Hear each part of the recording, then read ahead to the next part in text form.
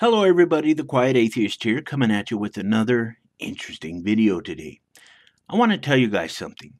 I really thoroughly dislike people who think that it's perfectly fine to kill someone for just simply thinking differently.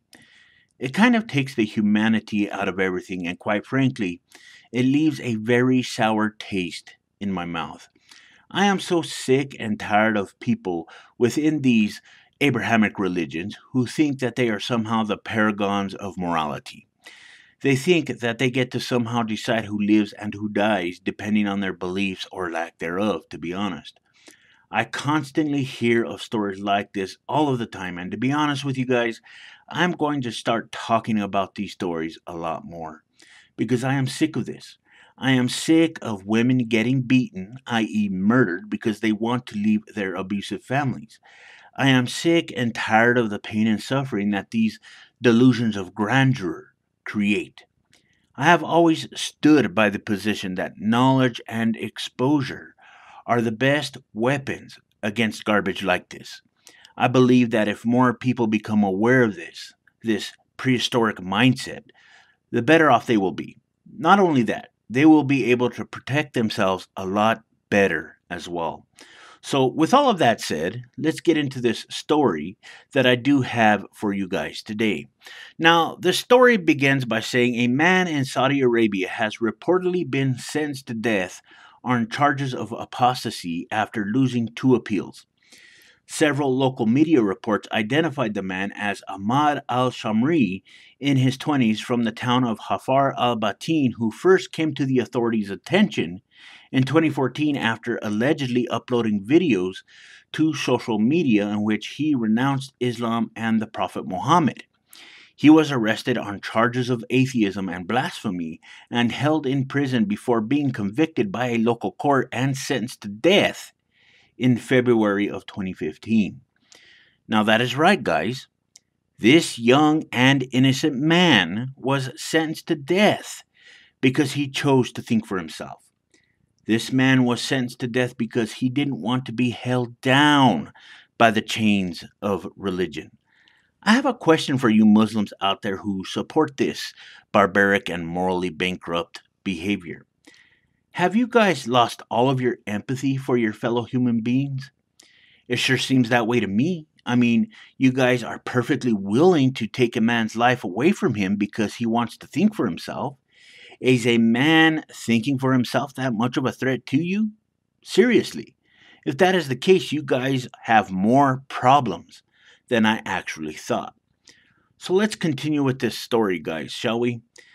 At the time, Mr. Shamri's defense entered an insanity plea, adding that his client was under the influence of drugs and alcohol at the time of making the videos.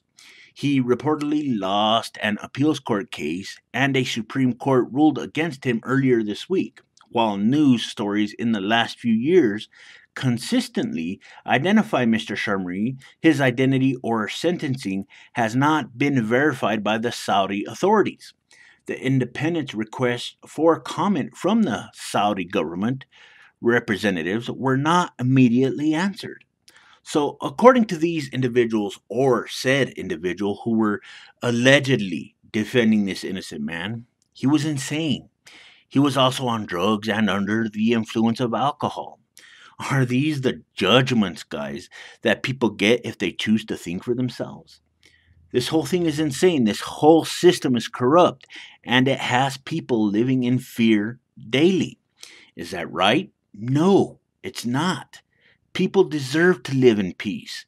Innocent people like this man deserve to live their lives without worrying about someone trying to kill them for something so stupid. Now, if people want to walk a different path, leave them alone. Should be simple to understand, right? It should be an easy idea to grasp. I quickly realized that it's probably asking for too much, especially when it comes to these people who love empty promises more than life itself. The Saudi authorities will never verify anything. They like to keep their barbaric behavior to themselves. I'm sure everyone knows that by now. I have never heard of them being honest about anything. That is something that they are not really good at, obviously.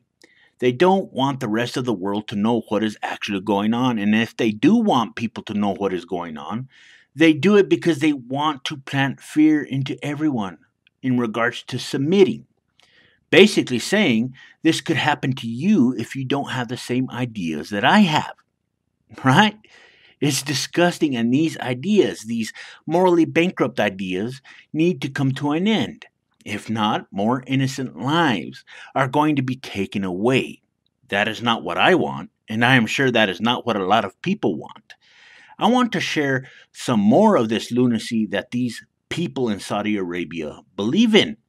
Now, under Saudi Arabia's strict religious laws, leaving Islam can be punishable by harsh prison sentences and corporal punishment. And a 2014 string of royal decrees under the late King Abdullah redefined atheists as terrorists, according to a report by Human Rights Watch. Last year, a citizen was sentenced to 10 years in prison, guys, and 2,000 lashes for expressing atheistic sentiment in hundreds of social media posts. Now, Mr. Shamri's name and hometown have trended on Arabic-speaking Twitter in the last few days. Some users have even celebrated his sentencing. If you're low-key atheists, that's fine. But once you talk in public and criticize God or religion, then you shall be punished. One such post read. I wish there could be a live streaming when you cut his head off, said another. Now, I want to ask you all a question. Can someone please tell me why these people are on the UN's Human Rights Council? Can someone please tell me also why these people are on the UN's Women's Rights Commission as well? I ask these two questions because they do not value human rights. We see this all over the place. We see this. There's strong evidence that they do not have any respect for human rights. And they most certainly do not value women either. Just look at the way that they treat them. They don't even allow them to drive, for crying out loud. I mean, it seems to me that they are not worthy of having these positions at all in any way, shape, or form. This is preposterous. I could only imagine what it is like for these innocent people.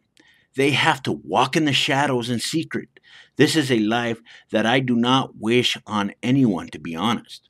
So the question is, will any of this change? I'm not sure that it will. There are so many variables that fuel this hatred, this bigotry, and the list goes on and on.